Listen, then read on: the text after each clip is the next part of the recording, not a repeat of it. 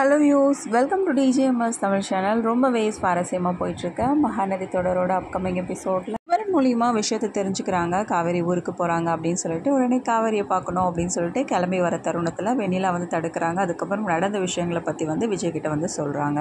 அவங்க என்ன பண்ணுறாங்க, நான் உங்களை சேர்த்து வைக்கிறேன் அப்படின்னு சொல்லிட்டு விஜய் கூட்டிகிட்டு வராங்க. காவேரி அங்கே தனியாக உட்காந்துட்டு இருக்காங்க. அதுக்கப்புறம் காவேரி கிட்ட போய் பேச போகிறார் விஜய். ஆனாலும் வெண்ணிலாவுக்கு கொடுத்த சத்தியத்தை காப்பாற்றணும் அப்படின்றதுக்காக என்ன பண்ணுறாங்க, விஜய் விலகி போகிற மாதிரி என்ன பண்ணுறாங்க, விலகி போகிறாங்க. விஷயத்தையும் தெரிஞ்சுக்கிட்ட விஜய் என்ன பண்ணுறாங்க, காவேரியை பார்த்து கேட்குறாங்க, எப்படி நீ இந்த மாதிரி ஒரு முடிவெடுக்கலாம் காவேரி அப்படின்னு சொல்கிறது மட்டும் இல்லாமல் எப்படி நீ பாப்பா மேலே சத்தியத்தை பண்ணலாம் அப்படின்னு சொல்லிட்டு கேள்வி கேட்குறாரு.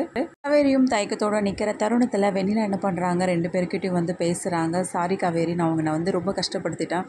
எந்த அளவுக்கு விஜய் மேலே அன்பாக இருந்தால் இப்படி ஒரு முடிவை எடுத்திருப்பா, அதுக்கு கொடுத்த வாக்கை காப்பாற்றணும் அப்படின்ற ஒரே காரணத்துக்காக விஜயை விட்டு கொடுக்க துணிஞ்சிட்டே, உன்னோட காதல் ரொம்பவே உயர்வானது காவேரி அப்படின்னு சொல்லிட்டு வெண்ணிலா ரொம்பவே பெருமையாக பேசிகிட்டு இருக்காங்க.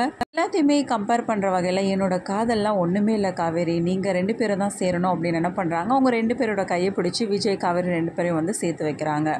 இதனால் ரெண்டு பேருமே கண்கலங்கி போகிறாங்க. ரொம்பவே எமோஷ்னலாக ஃபீல் பண்ணுறாங்க விஜய் காவேரி ரெண்டு பேரும்.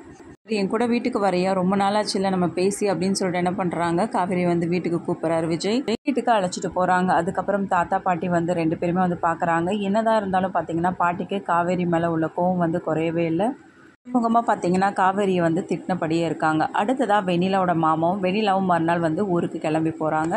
ரெண்டு பேரும் சந்தோஷமாக இருங்க. அது மட்டும் இல்லாமல் நீங்கள் கூடிய சீக்கிரமே பாப்பாவோட விஷயத்த வீட்டில் சொன்னால் நல்லாயிருக்கும் நான் நினைக்கிறேன். இதுதான் உங்கள் பாப்பாவுக்குமே நல்லது அப்படின்னு சொல்லிட்டு இந்த ஒரு அட்வைஸை சொல்லிவிட்டு அதுக்கப்புறம் அவங்க ரெண்டு பேருமே கிளம்புறாங்க. வெண்ணிலாவுக்கு தேவையான எல்லா உதவியும் நான் பண்ணுறேன் அப்படின்னு சொல்லிட்டு விஜய் சொல்கிறாரு. இப்போ ரெண்டு பேருமே கிளம்புனதுக்கு அப்புறமா தாத்தா பேசிட்டு இருக்காங்க. என்னம்மா காவேரி, ரொம்ப கஷ்டப்பட்டுட்ட போல இருக்கு அப்படின்னு சொல்லிட்டு சில வார்த்தைகள் பேசிட்டு இருக்காங்க. காவேரி வந்ததுல தாத்தாவுக்கு சந்தோஷம், காவேரி இங்கே இருக்கணும் அப்படின்னு சொல்லிட்டு எதிர்பார்க்கறாரு. இதனால விஜய் சந்தோஷமா இருப்பா இல்லையா, அதனால என்ன பண்றாங்க, விஜய் கிட்ட பேசுறாரு தாத்தா. காவேரியை இங்கே இருக்க வச்சுட்டா என்னப்பா, அப்பதானப்பா உன்னோட வாழ்க்கைக்கும் ஒரு நல்லது நடக்கும் அப்படின்னு சொல்லிட்டு என்ன பண்றாங்க, தாத்தா பேசுறாங்க. தாத்தா இப்ப காவேரி வீட்டுல சொல்லிட்டு வரல அப்படின்னு சொல்லிட்டு நடந்த விஷயங்களை பத்தி சொல்றாங்க. சரி பரவாயில்லப்பா, சொல்லிட்டு வரலனாலும் என்ன, இனிமேலும் காவேரி இங்கே இருந்தால் நல்லா இருக்கும் இல்லையா, நாளைக்கு தான் அங்கேயே இருந்து தேவையில்லாத கஷ்டப்பட்டுட்டு இருக்கணும். அது மட்டும் இல்லாமல் நிறைய பிரச்சனைகள்லாம் வந்துருச்சு ரெண்டு பேருக்கும்.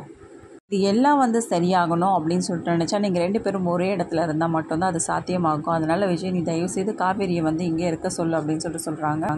இல்லை தாத்தா, காவேரி எப்படி உடனடியாக அந்த முடிவு எடுப்பான்னு எனக்கு தெரியல அப்படின்னு சொல்லிட்டு விஜய் தயக்கத்தோட சொல்ல, நான் எல்லாத்தையும் நான் பார்த்துக்கிறேன்ப்பா, சாரதா கிட்ட போய் நான் பேசுகிறேன் அப்படின்னு தாத்தாவும் சொல்ல. அதுக்கப்புறம் என்ன பண்ணுறாங்க, காவேரி கிட்ட நிறைய விஷயங்கள் பேசுகிறாரு விஜய்.